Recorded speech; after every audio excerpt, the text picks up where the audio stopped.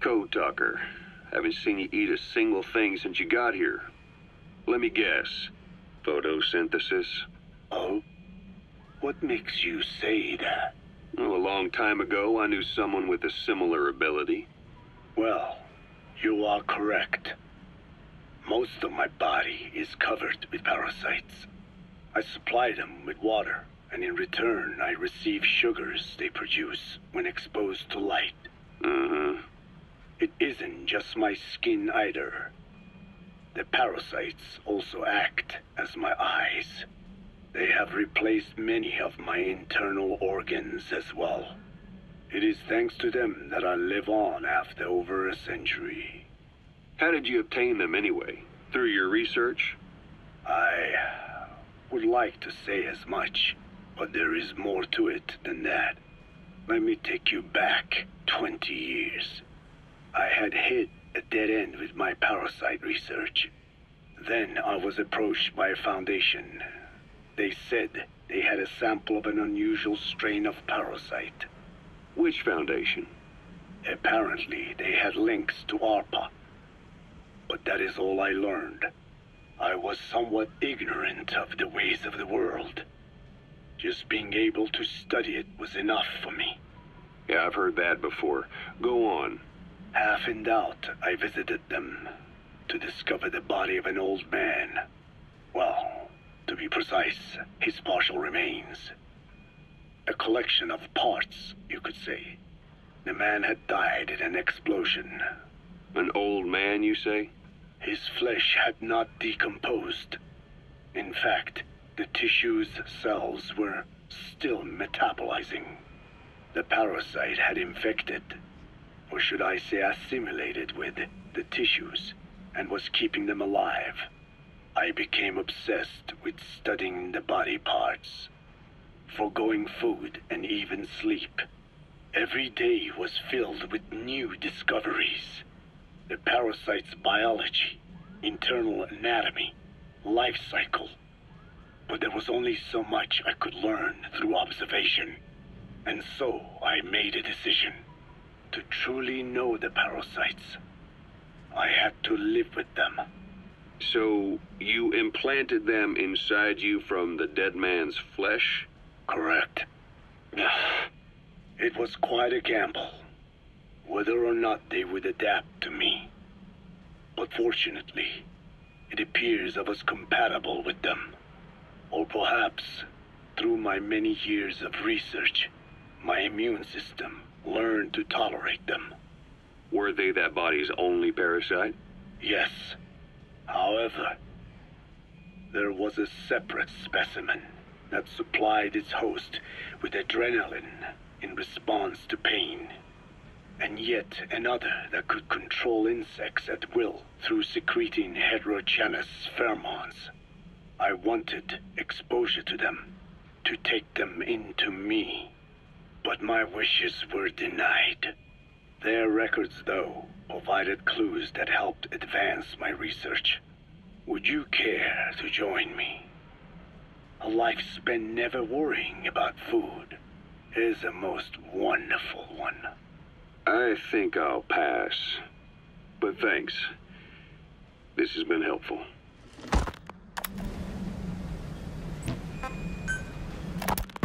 The one that covers the parasite that lives on the surface of the skull's bodies is what gives them their power, similar to my children who live in my skin. I modified the parasites I isolated from the body of that old man, differentiating them with various abilities. One that can blend perfectly into its surroundings by exposing the pigments in its cells at will. Another that, by harboring multiple species of metallic archaea, can oxidize and reduce metal, isolating the one that covers and transplanting it into an artificial medium should provide the same abilities as the skulls, but they can only subsist within a human body once transplanted into the medium. they will eventually die. Another thing, the weakness of the one that covers is desiccation. Their surface moisture loss is greater than ours. The reason they give off mist is to alleviate this by releasing the salts inside them as microparticles. Water vapor condenses around them, appearing as mist. But this dries out the atmosphere until they cannot even produce mist. And once their supply of water from the host runs out, the parasites are in danger. They, along with their host, enter a form of suspended animation. However, a similar effect occurs if they come into contact with a large amount of water. Rain, for instance. The one that covers will temporarily abandon other processes in his eagerness to absorb the water. Pitijolone. Make the weather your ally.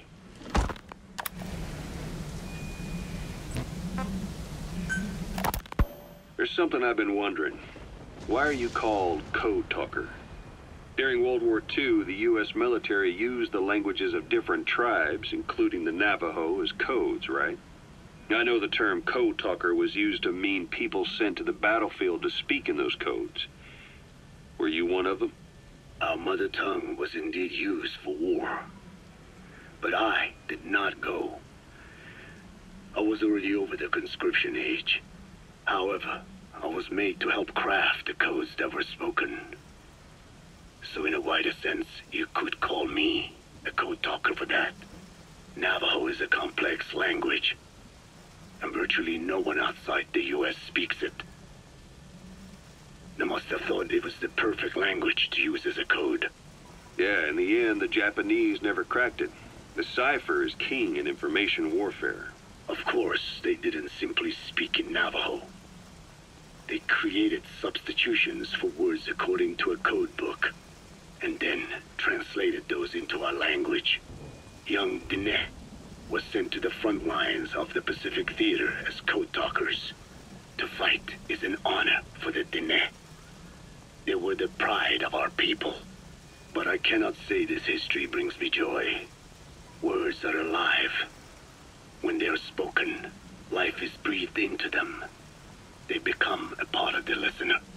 Our words were transformed into lifeless ciphers and used for war.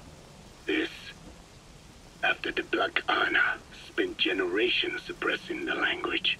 Yeah, I'm sorry. So I guess we shouldn't be calling you Code Talker, huh? No, I do not mind. The reason Skullface called me Code Talker was because I also am responsible for coding language into the vocal cord parasites. I am the same as those young warriors, used for a cipher's sake. I must never forget that. The name, Code Talker, is a lesson carved into my being. You said Skullface ordered you to weaponize the vocal cord parasites. But you also said he wasn't the reason. And he wasn't. I was seduced by the parasites. That is a fact. How? You mean from your curiosity as a scientist? That I cannot deny. But there is more to it. The story goes back to the 19th century, to my earliest memory. One day, a man from the government visited our Hogan, our home. I cried as he yanked me from my mother's arms and took me away to an Indian boarding school. From that day forward, I became George.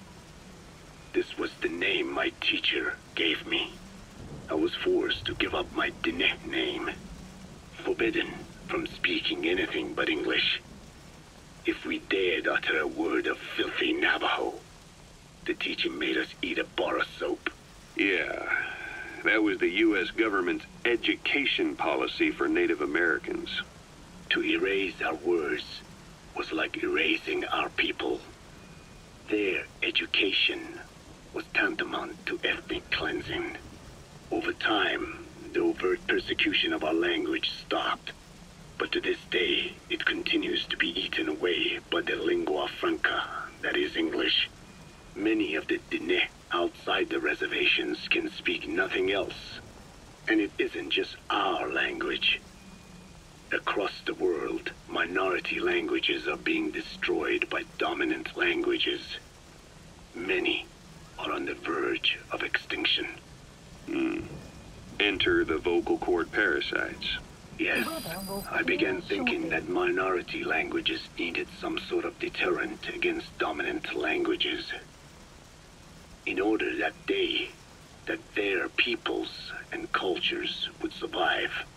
It was then that I came across literature at the Foundation claiming that man acquired language thanks to a type of parasite, one that distinguishes between languages as a precursor to reproduction. If I could just resurrect it, make it more pathogenic, I would have my deterrent against English. But I failed to hide that aim from Skullface. He noticed. Yes, I wanted to retaliate against the English language, though never did I intend to actually use it as he planned. You know how the story ends. I was forced to study how to make the parasites compatible with all the world's languages. All but English.